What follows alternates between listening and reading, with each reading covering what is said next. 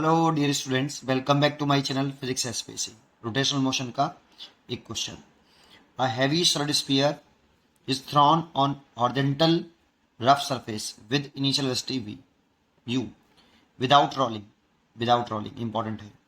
What will be its speed when it start pure rolling of motion. ठीक है, कैसे? सबसे पहले एक सुंदर सा डायग्राम बनाए कि ये एक फिक्स सरफेस है, मान लो फिक्स है, और इस पर एक सॉलिड स्फीयर को हमने सेंटर ऑफ मास को कोई स्पीड दी है यू, केवल स्पीड दी है ऐसे। तो शुरुआत में जैसे जैसे हमें स्पीड देंगे ना, थोड़ा सा ये स्लाइड करेगा। फिर इसमें जैसे थोड़ा सा स्लाइड किया तो इसमें आपका फ्रिक्शन आ जाएगा, काइनेटिक फ्रिक्शन। और वो काइनेटिक फ्रिक्शन इसके रिलेटिव मोशन का अपोज करेगा, विरोध करेगा। और विरोध करेगा तो फिर क्या होगा कि आफ्टर सम टाइम बाद ये घूमने लगेगा, रोलिंग करने लगेगा। कैसे? वो इस स्पीड को तो घटाएगा, जो फ्रिक्शन होगा ना वो कुछ इस तरह से लगेगा, देखो यहाँ ऐसे है। और ये काइनेटिक फ्रिक्शन होगा क्योंकि वो जैसे से तुमने धक्का दिया आगे की तरफ यू वेलोसिटी से, तो ये कॉन्टैक्ट सरफेस के बीच में रिलेटिव मोशन हुआ। और रिलेटिव मोशन होता, काइनेटिक फ्रिक्शन इसका अपोज करेगा। तो जैसे ये काइनेटिक फ्रिक्शन डेवलप होगा ना, तो ये काइनेटिक फ्रिक्शन इसको घुमाना शुरू करेगा, इस पॉइंट ऑफ कॉन्टैक्ट को घुमाएगा, ऐसे रोटेट करेगा। दैट मीन्स एंगुलर वेलोसिटी पैदा कर देगा इसमें ऐसे। तो इस एंगुलर स्पीड को बढ़ाएगा कौन? Kinetic friction, friction. और स्पीड v को घटाएगा, इस स्पीड यू को तो घटाएगा, ये घट जाएगी v। पर ओमेगा को बढ़ाएगा और v को घटाएगा। ये फ्रिक्शन का काम है, काइनेटिक फ्रिक्शन का। ये फ्रिक्शन ने किया है यहाँ पे, ठीक। और जैसे ये प्योर रोलिंग करने लगी तो ये थोड़ी देर बाद मान लो यहाँ पे प्योर रोलिंग करने लगी, तो ये स्पीड हमसे पूछा है कि what will be its speed when it start pure rolling motion. ठीक है, अब करना क्या है इसमें? तो देखो, इसमें एक तो आपका mg होगा, एक आपका नॉर्मल रिएक्शन लगेगा। तो पॉइंट ए के अबाउट, पॉइंट ए के अबाउट इसका टॉर्क जीरो है। पॉइंट ए के अबाउट, सेंटर ऑफ मास के अबाउट जीरो नहीं, क्योंकि फ्रिक्शन है वहां पर बेटा। पॉइंट ए जो पॉइंट ऑफ कांटेक्ट है ना, इसके अबाउट टॉर्क जीरो होगा। कैसे? देखो, टॉर्क निकालें अबाउट पॉइंट ए तो क्या फॉर्मूला होता है? टॉय इज इक्वल टू होता है आर परपेंडिकुलर इनटू एफ। तो देखो, इस फ्रिक्शन की तो लाइन ऑफ एक्शन ए से जा रही है, तो आर परपेंडिकुलर जीरो हो गया पॉइंट ए के अबाउट, तो इसलिए फ्रिक्शन का तो टॉर्क जीरो हो गया। अगर मैं एन की भी लाइन ऑफ एक्शन इसी पॉइंट से जा रही है, एम जी की भी लाइन ऑफ एक्शन इसी पॉइंट ए से जा रही है, तो आर परपेंडिकुलर तीनों का जीरो है। एन का भी torque zero, R perpendicular zero, M g का भी torque zero, R perpendicular zero. तो टॉर्क ही जीरो बेटा ए पॉइंट के अबाउट। जब टॉर्क जीरो हो ए पॉइंट के अबाउट, तो पॉइंट ए के अबाउट टॉर्क जीरो है, तो इस वाले केस में टॉय इक्वल टू होता है डीएल ओवर डी टी। अगर टॉर्क जीरो तो डीएल ओवर डी टी भी जीरो, दैट इज एल कैसा? कांस्टेंट।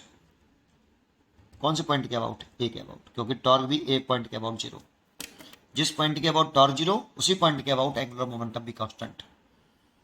भाई एल कांस्टेंट होगा तभी तो इसका डिफरेंशिएशन जीरो आएगा। या ये कह दो डी टी का मल्टीप्लाई तो D L zero. D L क्या चीज़ है? Change in angular momentum. तो चेंज इन एंगुलर मोमेंटम अगर जीरो, तो एंगुलर मोमेंटम कैसा? कांस्टेंट ए। लेकिन पॉइंट ए के अबाउट, तो पॉइंट ए के अबाउट इसका एंगुलर मोमेंटम कांस्टेंट है। तो कर दीजिए initial angular momentum is equal to final angular momentum. ये हो गया, इनिशियल ये है, फाइनल ये है। लेकिन अगर प्योर रोलिंग हो तो उसका मोमेंटम का फॉर्मूला में आना चाहिए सबसे पहले। तो अगर कंबाइंड एंगुलर मोमेंटम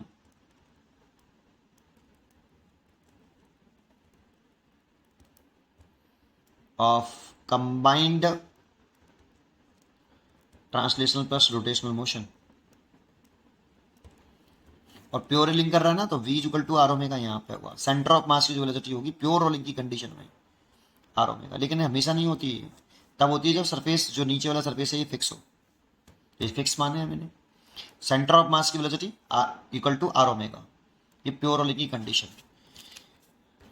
ठीक, तो angular momentum for combined translational plus rotational momentum about, कौन से पॉइंट के अबाउट, अबाउट पॉइंट ए के अबाउट निकाल लें तो L A is equal to क्या होता है, एम सेंटर ऑफ मास का position vector cross centre of mass की velocity plus I C O M into omega, ये फॉर्मूला होता है। इसमें ये क्या है, इसका नाम है angular momentum of centre of mass, लेकिन किसके अबाउट, अबाउट पॉइंट ए, ये पॉइंट ए के अबाउट, मतलब ये जो पोजीशन वेक्टर है ना, वो पॉइंट ए से सेंटर ऑफ मास तक का पोजीशन वेक्टर है। इसका टेल पॉइंट ए पे रहेगा और हेड सेंटर ऑफ मास पे रहेगा, R C, V C centre of mass की speed plus angular momentum, angular इसका इसका नाम लिख रहा हूं, angular momentum, angular momentum, angular momentum of body with respect to centre of mass, ये सेंटर ऑफ मास के अबाउट बॉडी का है एंगुलर मोमेंटम। तो इसको ऐसे भी लिख सकते हैं, एल एज इक्वल टू, जैसे वेक्टर फॉर्म में लिख रहा है, इसको चाहे तो M R perpendicular into V C plus I C O M into omega, ऐसे लिख सकते हैं इसको।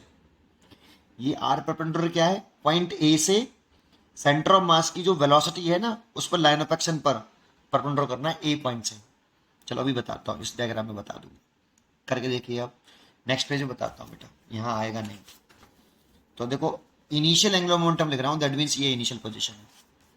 तो क्या लिखें बेटा, इसमें केवल सेंटर ऑफ मास के पास वेलोसिटी है ये, ओमेगा तो है ही नहीं इसके पास।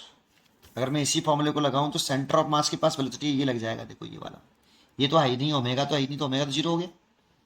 तो ये वाला लगा दो, ये लगाएं तो क्या लिखें बेटा, एल आई बराबर एल एफ, एल आई लिख रहा हूं एम इंटू आर परपेंडिकुलर, तो पॉइंट वेलोसिटी ये हो गई, इस वेलोसिटी से पॉइंट ए के अबाउट निकाल लेना, ये ए के अबाउट है, ये भी ए के अबाउट है।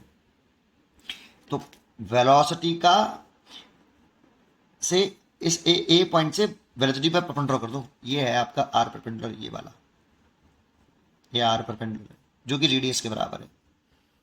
इसकी डायरेक्शन ऐसे होगी, देखो ऐसे एक्सटेंड करना पड़ेगा इसको, तो कितना आ जाएगा, आर परपेंडिकुलर हो गया कैपिटल आर और वेलोसिटी हो गई V naught, U sorry, M R U, ये वाला देखो, ये लगा दिया, और ओमेगा इसके पास है नहीं है, तो इतना हो गया। दर्शन और निकालनी पड़ेगी बेटा, दर्शन इंपॉर्टेंट होती है, तो जानते हो इसकी दर्शन कैसे निकालें, R cross C, R cross V C, R cross V C, तो आप आर की दर्शन ये हो गई और वी सी की दर्शन ये रही। छोटे एंगल से आर से वी की तरफ घूमना है ऐसे, छोटे एंगल से राइट हैंड लीजिए, उसे आर वेक्टर की दर्शन में रखिए और छोटे एंगल से आप घुमा दीजिए वी की तरफ, आर से वी की तरफ घुमा दीजिए छोटे एंगल से ऐसे, किधर आ रहा है, थंब नीचे की तरफ, और थंब नीचे की तरफ आ रहा है, राइट हैंड लेके आर वेक्टर दर्शन में रख के अपनी फिंगर को वी की तरफ घुमा दीजिए, आर से वी की तरफ, थंब इधर आए वो आपकी एल वेक्टर की दर्शन में, तो नीचे तरफ आ रही है बेटा इसकी दर्शन, इक्वल टू एल एफ लिखते हैं, ए पॉइंट के अबाउट लिखना है, तो ए पॉइंट ये रहा, ये फाइनल पोजीशन है। तो इसमें अब क्या करना है, फिर वही सेंटर ऑफ मास की वेलोसिटी वाला लिखना है, angular momentum of centre of mass about point A, तो लिखें तो कितना होगा, एम आर परपेंडिकुलर यही हो गया आपका, ये इसकी लाइन ऑफ एक्शन ड्रॉ कर ली वेलोसिटी की, और ये आर परपेंडिकुलर हो गया, देखो ये रहा, इसको एक्सटेंड करेंगे तो आर परपेंडिकुलर दर्शन ये हो गई, फिर इसकी दर्शन निकालेंगे तो ये ऐसे घुमाएंगे तो इसकी दर्शन भी नीचे की तरफ आएगी ऐसे, है ना, नीचे तरफ आएगी तो कितना लिखेंगे, M R V, velocity V हो गई है, पहले यू थी अब वी, इसकी दर्शन भी नीचे की तरफ आई है। अब सेंटर ऑफ मास का एंगुलर मोमेंटम लिखेंगे, बॉडी का लिखेंगे सेंटर ऑफ मास के अबाउट, बॉडी का देखें तो बॉडी कौन है आपकी, यहाँ पे सॉलिड स्फीयर है बेटा ये, तो पहले चलो अभी ऐसे लिख देता हूँ, plus I C O M into omega, omega से घूम रहा है, देखो ये। अब सॉलिड स्पीयर का मोमेंट ऑफ इनर्शिया जो होता है सेंटर ऑफ मास के अबाउट, वो हम जानते हैं ICOM जो होता है 2I5 mr² होता है। तो आप इसकी जगह पे 2I5 r², इसकी डायरेक्शन और निकालें। इसकी डायरेक्शन कैसे निकालें, एल की, तो इसमें ओमेगा की डायरेक्शन में घूमना होता है। ओमेगा जिस डायरेक्शन में घूम रहा है ना, ओमेगा कैसे घूम रहा है आपका, क्लॉक। तो ओमेगा क्लॉक घूम रहा है तो अपनी फिंगर को भी क्लॉक घुमाइए, देखो घुमा रहा हूँ क्लॉक, ऐसे घुमा रहा हूँ, देखो अपनी फिंगर क्लॉक घुमा रहा हूँ। थंब की तरफ रहा है नीचे, ये ओमेगा की डायरेक्शन ही हो गई नीचे की तरफ, ओमेगा की डायरेक्शन नीचे की तरफ है, वो तो रोटेशन बता रहा है, ओमेगा की डायरेक्शन नीचे की तरफ, ये तो रोटेशन है। ओमेगा की डायरेक्शन नीचे की तरफ, क्लॉक वाइज घूम रहा है तो ओमेगा डायरेक्शन नीचे की तरफ, जो ओमेगा की डायरेक्शन वही है एल की डायरेक्शन, तो नीचे की तरफ। देखो तीनों ही नीचे हैं, तो नीचे की डायरेक्शन को पॉजिटिव मान लो, ऐसे। ये नेगेटिव मानते तीनों को नेगेटिव, ये भी नेगेटिव, ये भी नेगेटिव, ये भी नेगेटिव, नेगेटिव नेगेटिव कट के फिर पॉजिटिव हो जाता। ये तब प्रॉब्लम होती है जब एक ऊपर आए और एक नीचे आए, तो किसी एक को पॉजिटिव मानना होता है तो दूसरे को नेगेटिव, किसी को भी मान सकते हो आप, ठीक है ना। जैसे मैं ऊपर वाले को क्या मान लेता हूँ, नेगेटिव, आप उल्टा भी कर सकते हो, लेकिन एक क्वेश्चन में एक ही रखना, ठीक है। चलिए आप सॉल्व कर लो। तो ये MRU इज इक्वल टू क्या लिखें, MRV प्लस ICOM लिख देंगे 2/5 mr² इंटू ओमेगा।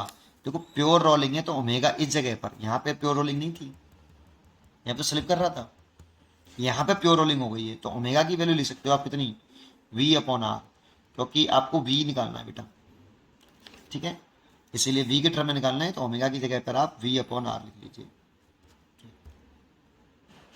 और यहाँ से एक आर से एक आर कैंसिल कर दीजिए, यही वाला V निकालना है। तो देखो ये कितना हो गया, MR, इसमें से कॉमन ले लें, तो ये हो गया V प्लस ये हो गया 2/5 M तो कॉमन ले लिया, R भी कॉमन ले लिया, V ऐसे, और ये इधर MRU, MR से MR कैंसिल हो गया, तो ये इधर U बचा, इधर 5 एलसीएम ले लें, तो 5V प्लस 2V, तो ये इसका से multiply 5U is equal to 7V, तो V is equal to 5U/7,